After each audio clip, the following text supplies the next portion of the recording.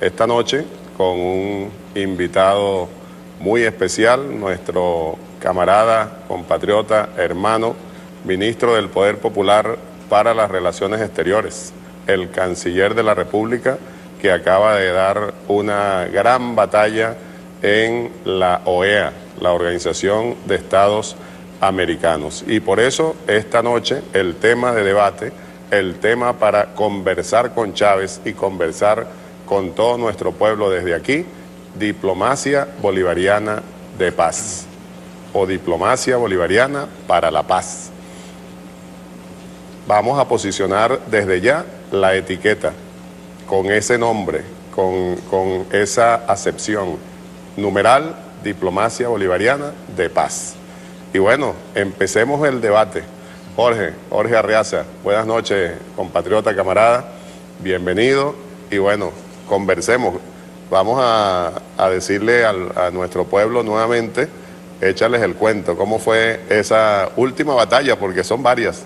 La última donde nuevamente Venezuela ha salido victoriosa a pesar de las amenazas, de la injerencia, de las presiones del imperio norteamericano hacia países de nuestra América, hacia los países, prácticamente hacia todos los gobiernos, debemos decir mejor, todos los gobiernos que forman parte de esta organización que, como fue definida hace varios años por el gigante Fidel Castro, es hoy más que nunca, se cumple esa definición, es sin duda el Ministerio de las Colonias del imperio norteamericano. Todos esos países, todos esos gobiernos, repito, mejor dicho, recibieron amenazas de todo tipo. Y sin embargo, aquí está Venezuela una vez más venciendo. Hazle un resumen a nuestro pueblo al respecto, Jorge, que es bien importante. Como no, muchas gracias y siempre un privilegio, sobre todo precisamente eso. Ayer en la OEA estaba la voz de Chávez, como se llama tu programa, nos correspondió a nosotros, pero ya le había correspondido a Delcy o a Samuel Moncada. Al propio presidente Nicolás Maduro, cuando era canciller, le tocaron muchas batallas en esa organización, que de alguna manera algunos de los países tratamos de reconfigurarla desde adentro. Hace unos 10, 8 años había una gran batalla para que tuviese otro sentido, para que tuviese otra dirección, para que no fuese una institución al servicio de los Estados Unidos.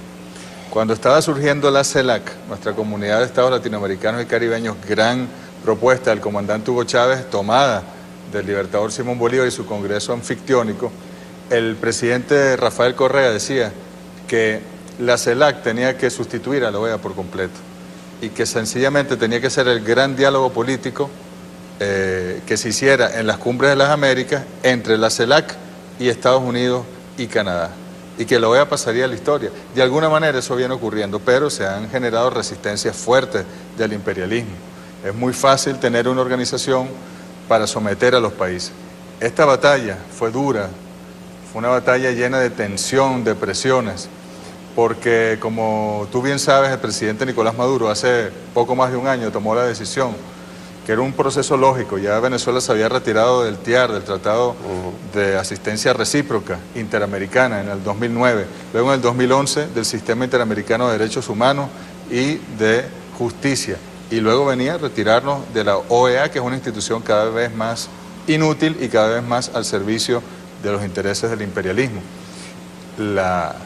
El imperialismo y sus lacayos, como el señor Almagro, a quien calificamos de sicario general, bueno, se negaron, empezaron a resistir. Entonces ya Venezuela en un proceso de salida, tenemos que cumplir, nos lo dice la Carta de la OEA, con 2 años.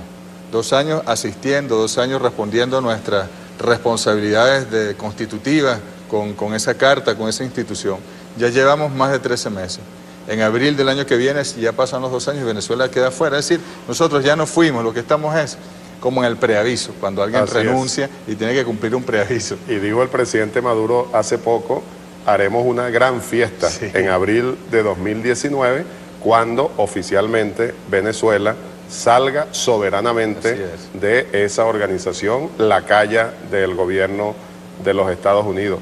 Y también, Jorge, importante, haciéndote ese reconocimiento a ti, nosotros desde aquí, desde La Voz de Chávez, a todo tu equipo de trabajo, el reconocimiento público que les hizo el presidente Maduro la entrega de la copia de la espada del Libertador.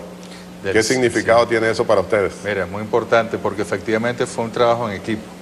El propio presidente la noche del martes pasado, cuando se dio la votación en la cual Estados Unidos requería 24 votos para una cosa absurda, para suspender a Venezuela y evitar que Venezuela se retirara. Es decir, si tú dices que te vas, no, yo mejor te voto. Es una cosa loca. Pero ellos apostaban y presionaron a países nobles del Caribe, de nuestros estados del CARICOM, Haití, para que votaran a favor de esa resolución y no lo lograron. Y el presidente Maduro en la noche hizo una llamada a la sede, a la residencia de la misión en Washington, para dirigirse al equipo completo de la misión en la OEA, de la misión bilateral con Estados Unidos, el equipo nuestro que viajó, y hacer un reconocimiento público. Y eso luego lo trasladó al acto el viernes pasado con los comuneros y comuneras, donde para sorpresa de todos, pero él fue muy claro, este sable, que es la réplica del sable que utilizó el Libertador en Carabobo. Así es. Se lo entregaba al canciller, pero en realidad está dirigido a todos los trabajadores de ese gran ejército que está en el servicio exterior y en el servicio interno también en la Cancillería y que tienen grandes responsabilidades. Nosotros vamos a poner el sable en una exhibición en la Cancillería para que esté allí. No le pertenece a Jorge Arreaza, le pertenece al colectivo de trabajadores y trabajadoras. ¿De dónde venimos? ¿Cuál es el enemigo real, directo de esta revolución? ¿Y cuál es la batalla en la que continuamos? Y Venezuela se respeta. Y nosotros venimos de allá, de la advertencia bolivariana contra el imperio. Y bueno, y bastante heroísmo y bastante fuerza hay para seguir defendiendo esta revolución, Jorge. Así es, escuchando al comandante Chávez, recordé en la OEA, en la primera sesión, el segundo que iba a tomar la palabra era Mike Pompeo, fue Mike Pompeo, el secretario de Estado, el canciller de los Estados Unidos.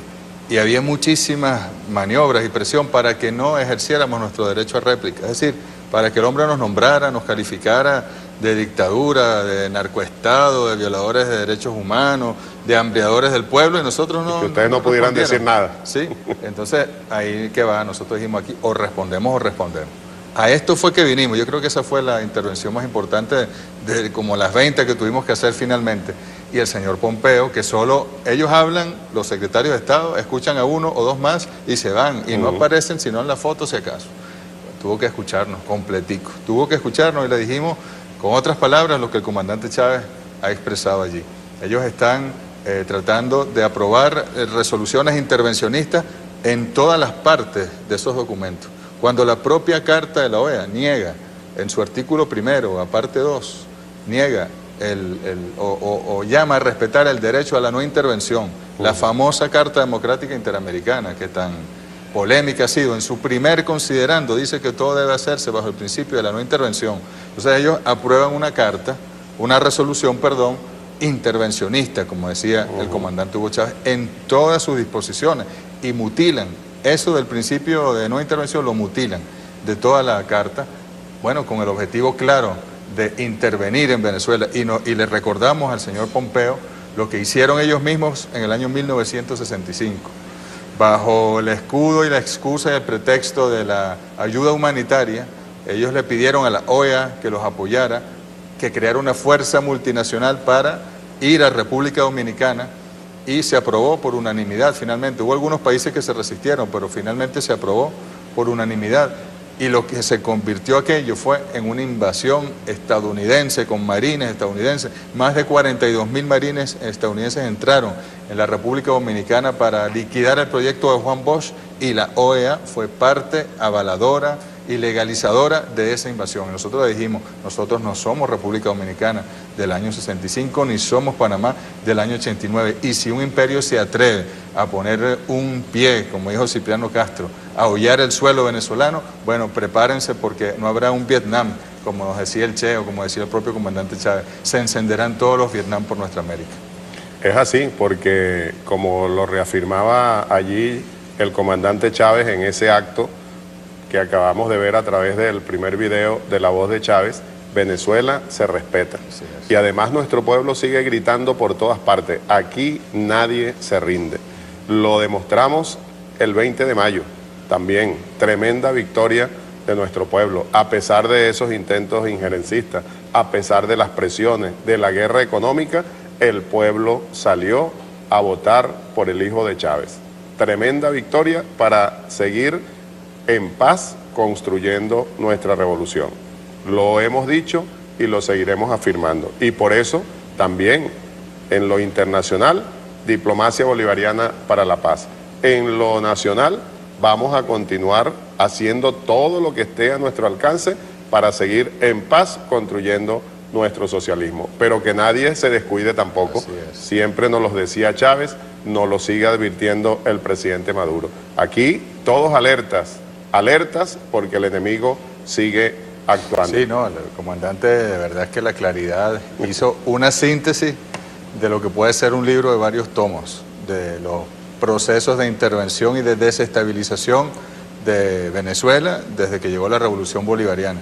Pero además estamos precisamente en una nueva etapa que él ya la predecía. Esta nueva etapa, la desestabilización económica ha sido evidente, se ha sumado con el bloqueo, esas supuestas sanciones que no son más que medidas ilegales, se llaman correctamente en el derecho medidas coercitivas unilaterales, absolutamente fuera de cualquier contexto y sustento jurídico internacional. Y esas medidas lo que están tratando es una cosa muy cínica, profesor, porque lo que quieren es ahorcar a Venezuela, denunciar que hay hambre, denunciar que no hay comida, denunciar que no hay medicina, y luego ellos mismos, los que te ahorcan y los que te niegan tus derechos fundamentales, te van a decir, yo te doy la ayuda, yo te doy la ayuda humanitaria, y con la ayuda humanitaria van mis marines, y con los marines van mis armas y va mi ideología, y va un golpe de Estado contra el pueblo venezolano, contra el presidente Nicolás Maduro en este caso, y nosotros jamás caeremos en esa trampa. Nosotros le hemos dicho en todos los foros, y lo repetimos en la OEA, ¿quieren ustedes sinceramente ayudar a Venezuela? Bueno, desbloqueen a Venezuela, levanten las sanciones, abramos no canales como ustedes llaman humanitarios, no, sino canales de venta y de flujo de medicinas y de alimentos que Venezuela está en capacidad de pagar a los precios justos, pero no con este chantaje absurdo de sanciones, de la banca internacional bloqueando a Venezuela, de tener 1.250 millones de dólares bloqueados en Europa, de no poder utilizar el sistema bancario internacional, que el presidente Maduro luego diseña el petro como la criptomoneda, que sigue adelante, pero inmediatamente que la lanzó, el presidente Trump firmó también una orden ejecutiva para sancionar a los que utilizaran el petro desde Estados Unidos. Si por donde vamos nosotros tratando de construir una salida segura a esta crisis generada e inducida, ellos nos van bloqueando y nosotros vamos insistiendo, y yo creo que los meses que vienen por delante, el presidente Nicolás Maduro así lo prometió en la campaña y sabemos que está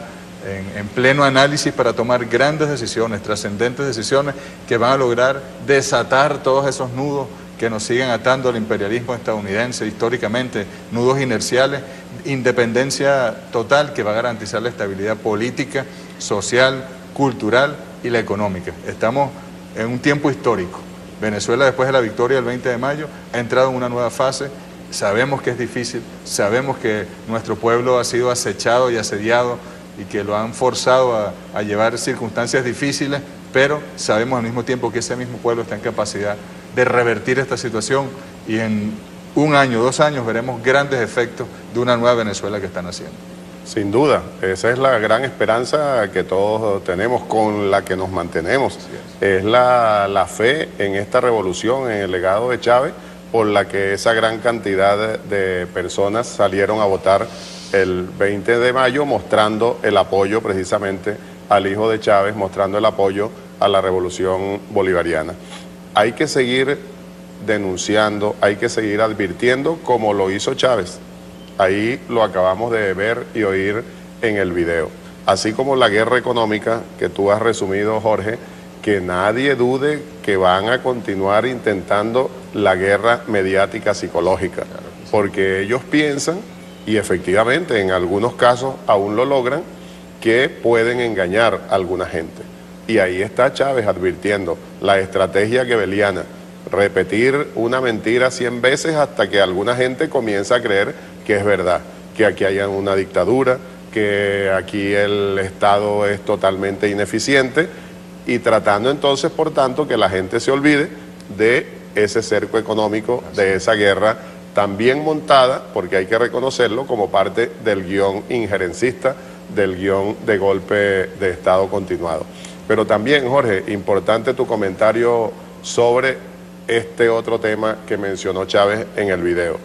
Los quinta columna, que es decir, los infiltrados, la oposición venezolana, que son lacayos del imperio, que le hacen el juego a ese guión injerencista, pero también, lo comentamos en el primer segmento, pero también lo mencionó Chávez allí, los gobiernos lacayos de nuestra América y otras partes del mundo que le hacen el juego al imperio norteamericano. Importante insistir en ese tema, Jorge. Sí, efectivamente.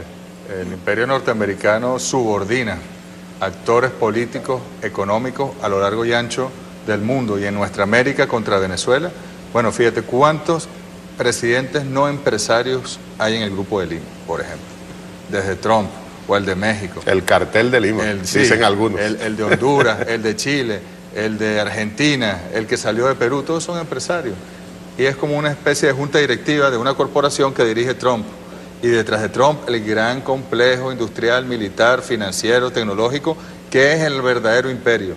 Y allí es donde nosotros vemos cómo se subordinan esos gobiernos para atacar a Venezuela y quedarle bien a su jefe Trump, para que les dé ascenso, para que les dé reconocimientos dentro de esa empresa corporativa en la que ellos pretenden convertir a nuestra América. Mire, nosotros a cada país que nos mencionaba de manera agresiva, nosotros le respondíamos. Por ejemplo, México se salvó porque el canciller Videgaray fue muy astuto y entonces él describió la situación, pero no nombró a Venezuela, y eso me impedía a mí replicarle directamente. Claro. Pero por Dios, México, 112 políticos, candidatos la mayoría, han muerto en esta campaña electoral, pero no es que han muerto porque se enfermaron, asesinados, 112, candidatos a alcaldes, candidatos a diputados. ¿Ustedes se imaginan que aquí en Venezuela hubiesen muerto 12 o 2, por favor? La droga, los carteles de la droga, cómo dominan Colombia, lo que vimos en Colombia. El fiscal general de Colombia dijo que el fraude que hubo en la elección parlamentaria era nauseabundo. El fiscal general, que es parte del propio sistema. Y ahí, ¿cuántos han matado? Más de 220 líderes sociales después de firmar los acuerdos con la FARC, los acuerdos de paz. Y es una situación incontrolable la de Colombia. Nosotros no sabemos ya con quién limitamos, si es por un lado con los guerrilleros, con las bandas criminales, con el Estado, con los paramilitares, que no se desmovilizaron nada, sino que se apropiaron de territorio. Y sí tenemos un canal con Colombia, pero no es un canal humanitario, es inhumano. De allá viene para acá droga, de allá viene para acá armas, de allá viene para acá vicio, y entonces nos sacan el efectivo, nos sacan la comida, el contrabando, por Dios. Entonces es demasiado descaro el de estos países, pero Argentina mismo, que ahora está recibiendo créditos del Fondo Monetario Internacional, que va a tener que devolver en 36 meses y no va a tener cómo hacerlo, y se va a hundir esa economía de nuevo, y van al hambre y a la destrucción. Chile con su represión. Brasil, con un presidente que no fue elegido por nadie, con el hombre más querido por el Brasil, que sería el presidente si las elecciones fuesen mañana, está en la cárcel, está preso, porque saben que ganaría la elección, no porque haya cometido ningún delito, sino porque le temen al pueblo brasileño. Y así, bueno, el gobierno de Honduras, el presidente de Honduras, de facto, porque él no tenía facultad constitucional para postularse, porque él era presidente y no hay reelección en Honduras. Recordemos lo que le pasó a Mel Zelaya. Él trató de hacer un referéndum para ver la posibilidad de una constitución para la reelección y le dieron un golpe de Estado. Este hombre no, Juan Orlando Hernández. Él decidió ser candidato, pero peor aún, perdió las elecciones. Lo dijo hasta Almagro, hasta el sicario dijo que había perdido las elecciones. La Unión Europea hizo un informe donde decía que hubo irregularidades, pero luego la vocería de la Unión Europea terminó desconociendo ese informe de ellos mismos y reconociendo al gobierno, y Estados Unidos reconoció la victoria, el gobierno de facto en Honduras, porque ellos decidieron trasladar su embajada a Jerusalén siguiendo las instrucciones de su jefe Trump. Es una cosa muy lamentable. En cada uno de los países, todos los países de nuestra América tienen problemas. Todos tienen procesos de que podemos señalar, objetar, y no es nuestra intención, de verdad, inmiscuirnos en sus problemas internos, pero si ellos nos atacan como nos atacan, se agrupan, se cartelizan para atacar a Venezuela, nosotros tenemos que responder, es nuestro deber moral, patriótico, responder a cada agresión contra Venezuela. y la posición de la oposición o de una parte de la oposición aquí en Venezuela, Jorge? Mire, el señor Julio Borges andaba por Washington, justamente dando conferencias. El prófugo de la justicia venezolana. Sí. Y el hombre por allá diciendo que, bueno, lo que viene ahora en Venezuela es un golpe militar, ¿no? Que ahora hay que soliviantar a los militares, porque no pudimos por la violencia, no pudimos por las elecciones, no pudimos por ninguna vía. Entonces, es de verdad triste. Decir que eso es traición a la patria no es exagerar, porque él y ellos buscaron las sanciones, las medidas coercitivas contra su economía. Y cuando usted no consigue un producto o una medicina, o cuando le cueste resolver, o cuando tenga que pagar un altísimo precio por un bien de primera necesidad, tiene que ver con ese asedio y ese bloqueo económico que promovieron venezolanos en el exterior para dolor de la patria, de la matria, como decía el comandante Chávez, de nuestra Venezuela. Que nadie se confunda, pensemos, analicemos, compañeros venezolanos, venezolanas, los que todavía andan por allí como en el limbo de la indiferencia, los que sin ser oligarcas apoyan aún a la oposición. Hay que seguir analizando, seguir pensando en lo que nos acaba de mencionar el invitado de esta noche en La Voz de Chávez, el canciller Jorge Arreaza. Tema importantísimo, Jorge, para seguir en este debate. Sigue el comandante Chávez advirtiendo cómo hay gobiernos en nuestra región que se prestan para la jugarreta del imperio, pero también insiste Chávez, seguimos trabajando en ello, en la unión. No permitamos que nadie rompa con la unión que se viene realizando, en la que venimos trabajando.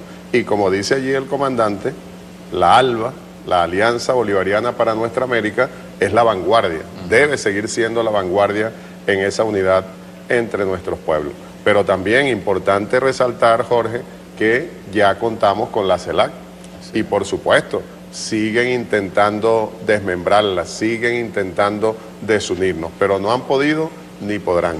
¿Qué piensas tú al respecto, Jorge? El comandante Chávez ahí se refería a los gobiernos que trataban de retardar la unidad. En este momento hay gobiernos que tratan de fracturarla por completo. Así es. De neutralizarla. Insistimos, y ahí en la OEA se dio un gran escenario porque es el enfrentamiento entre la doctrina Monroe, de James Monroe de 1823, que decía que todo este continente americano está bajo la influencia de los Estados Unidos y son ellos los que van a tomar las decisiones, y el bolivarianismo, que le daba a nuestras patrias independencia soberana individual a cada una de ellas, pero al mismo tiempo las coaligaba en una gran unidad de nuestra América, desde México hasta la Argentina y Chile. Siempre hemos estado en pugna esos dos proyectos, y el imperio norteamericano no es cualquier cosa. La doctrina Monroe, según el ex secretario de Estado Rex Tillerson, ha tomado nueva vigencia, y lo dicen con ese desparpajo, con ese descaro. Sí, está vigente la doctrina Monroe y nosotros la vamos a aplicar. Pero fíjense, el ALBA, la Alianza Bolivariana para los Pueblos de Nuestra América, estamos en el núcleo de la UNASUR está el ALBA, en el núcleo del SICA, del Sistema de Integración Centroamericano, está el ALBA, en el núcleo del CARICOM está el ALBA. Hay países del ALBA, nuestra ALBA tiene de todos, y ha sido el ALBA la que ha tratado de mantener, de perseverar. Los países de la alianza fueron fundamentalmente los que votaron en contra o se abstuvieron, que es lo mismo que votar en contra de la resolución que presentó Estados Unidos en la OEA. Y tenemos que insistir, y tanto Hugo Chávez, no se trata en este caso de la unidad de gobiernos, porque siempre va a ser débil, es la unidad de los pueblos, de nuestros pueblos originarios, nuestros pueblos afrodescendientes, los trabajadores, los estudiantes, los movimientos sociales, las mujeres. He allí la gran clave de la unidad latinoamericana y caribeña. Y si uno se da cuenta, la mayoría de los pueblos, yo diría que todos los pueblos, con sus excepciones, porque algunas personas entre los pueblos se confunden, pero están conscientes de la importancia de la unidad. Y en cualquiera de los pueblos de nuestra América, uno pregunta por la revolución bolivariana, en un barrio, en un caserío, en un campo, en una montaña, y hay simpatía por el comandante Chávez, por el presidente Maduro, reconocen su coraje, reconocen su valentía para enfrentar a los grandes poderes. Claro, si uno se va a los gobiernos, es otro el cuento y otra la versión de los gobiernos, pero tenemos que aprender a decodificar, y el presidente Maduro sobre todo ahora con la elección del presidente Díaz-Canel en Cuba, y teniendo a Evo y teniendo a Daniel Ortega en Nicaragua, por más problemas que a ellos le están aplicando el mismo formato que le aplicaron a Venezuela varias veces, pero sobre todo el año pasado, bueno, tenemos una gran oportunidad, y con los líderes del Caribe y El Salvador tenemos una gran oportunidad de fortalecer el ALBA, de que trascienda lo gubernamental, de que se vaya a lo social. El ALBA tiene un consejo de movimientos sociales que hay, tenemos nosotros que darle mayor fuerza, pero también tenemos una zona económica, ALBA Petrocaribe, que está pendiente. Se han hecho esfuerzos, pero no lo suficiente. Son como las grandes deudas que tenemos nosotros a futuro, y el presidente Maduro ha instruido a los equipos, y ya los equipos de todos los países están trabajando para acelerar, para profundizar la alianza bolivariana. Y en la medida en que el ALBA se mantenga como ese núcleo con la llamarada sagrada, con el fuego sagrado de Simón Bolívar para la unidad, nosotros estamos seguros de que daremos muchas batallas, pero que venceremos permanentemente. Y como tú lo acabas de decir, Jorge, hay que seguirlo diciendo con mucha fuerza. Los pueblos están conscientes, los pueblos siguen luchando. Ahí está, tú mencionabas en el segmento anterior cómo el caradurismo de gobiernos como el mexicano, como el brasileño, como el chileno, porque son lacayos del imperio. Y lo hemos dicho en otras oportunidades, hay que reconocer que ese imperio tuvo, con esos nuevos gobiernos de derecha en nuestra América, una cierta victoria circunstancial, digamos, pero nosotros continuamos resistiendo. Venezuela sigue en victoria, otros pueblos resistiendo, la gente en la calle. Casos específicos de Argentina y Brasil, para mencionar dos ejemplos bien concretos. ¿Tú crees, Jorge, que ante esta situación, esta coyuntura que estamos viviendo en nuestra América, realmente esa arremetida del imperio será frenada por estas luchas de nuestros pueblos en todos nuestros países? Inevitablemente va a ser así. Lástima que los gobiernos que han llegado en la mayoría de estos casos del cártel de Lima se hayan subordinado a los Estados Unidos, porque este era el momento, Adán, teniendo semejante personaje en la presidencia de los Estados Unidos, racista, supremacista, un hombre que insulta el derecho internacional, que ignora los principios fundamentales de la civilización. Este era el momento para que gobiernos y pueblos nos uniéramos contra ese imperialismo sin máscara que está en Estados Unidos, bueno, de manera abierta. Lamentablemente ellos prepararon las condiciones, tienen gobiernos que les favorecen, que les adulan, que hacen lo que quieren, que casi que les ayudan a construir los muros. Bueno, Canadá, por ejemplo, uno le impresiona, no permitieron que los venezolanos votaran en las elecciones del 20 de mayo. ¿no? Algo insólito realmente. Absolutamente absurda. Luego una selección de voleibol de la Fuerza Armada iba para un mundial, no le dieron la visa para que no fuera hasta allá, impusieron más sanciones después de las elecciones. ¿Y para qué era eso? Para que Estados Unidos le levantara o no le impusiera los aranceles a las importaciones y a las exportaciones canadienses. Era para eso, y al final trataron de destacarse atacando a Venezuela y no lograron absolutamente nada, porque a Trump no le interesa nada. Trump no es un hombre racional, y con él el imperio no es racional. Entonces este es el momento de la unidad, y los pueblos que sí están conscientes. Nosotros creemos que un buen proceso de articulación popular, que los foros que existen, los movimientos sociales que existen, este es el momento de la unidad. Tiene que estar en la agenda de los pueblos la lucha contra el imperialismo, pero no para enfrentarlo, sino para derrotarlo, para liquidarlo para siempre. Y están dadas las condiciones hoy en el mundo. Ahí está la Unión Europea distanciándose de los Estados Unidos también. Ahí surgió Rusia con fuerza este siglo, surgió China con fuerza, y están enfrentados. La propia doctrina de seguridad de Estados Unidos que el presidente Trump presentó ante el Congreso, dice que son sus rivales. O sea, ya no los trata como países, socios, ¿no? Como los trató Obama, sino sus rivales, y que en consecuencia hay que desarrollar mayores escudos armamentistas, mayor despliegue de armas, mayores políticas económicas para vencer a sus rivales. Bueno, en esta circunstancia, nuestra América tiene que estar consciente que podemos nosotros, si hacemos las cosas coordinadamente, con la paciencia estratégica, porque lo que decía el comandante Chávez allí, o tal vez incluso el presidente Correa, cuando dijo que esta no era una época de cambio, sino un cambio de época, lo es. Y el hecho de que en algunos países los gobiernos ahora estén en manos de la derecha es un proceso dialéctico, es un proceso que va a tener avances, retrocesos, pero es inevitable el triunfo, es inevitable, es cuestión de tiempo, no es lineal, ocurrirá de una manera o de otra, con unos ritmos o con otros, pero lo vamos a lograr, eso sí, con constancia, con perseverancia y con conciencia. Yo creo que los pueblos latinoamericanos lo tienen muy claro, y los pueblos caribeños, que nunca debemos dejarlos por fuera. El Caribe ha dado grandes lecciones en estos años. Muy buenas lecciones. Y bien importante destacar, Jorge, que estos procesos no son lineales. Nunca han sido ni lo serán. Eso, ¿por qué lo destaco ahora que tú lo mencionas? Porque si alguien piensa en esa posible linealidad, puede sufrir desengaño, caer en contradicciones, etc. No, los procesos no son lineales y tienen esos altos y bajos, avances, retrocesos. Pero yo sí creo también, Jorge, que hemos tenido más avances que retrocesos, afortunadamente. Y eso significa que seguimos en el camino que nos señala Chávez.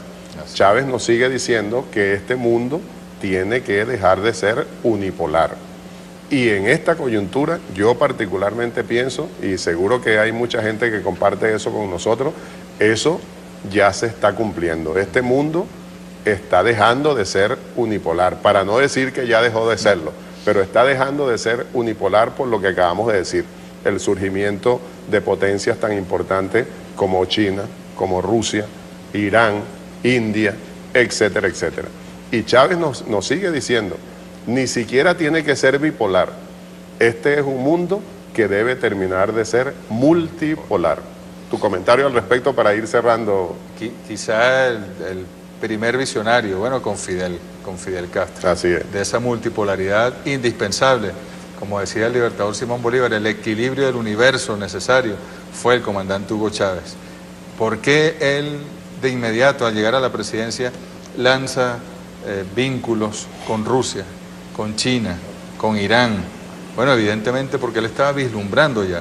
Él como presidente electo lo primero que hizo fue ir al Mercosur y luego fue al Caribe. Y el polo de poder de nuestra América había que conformarlo, pero él sabía que no era tan sencillo.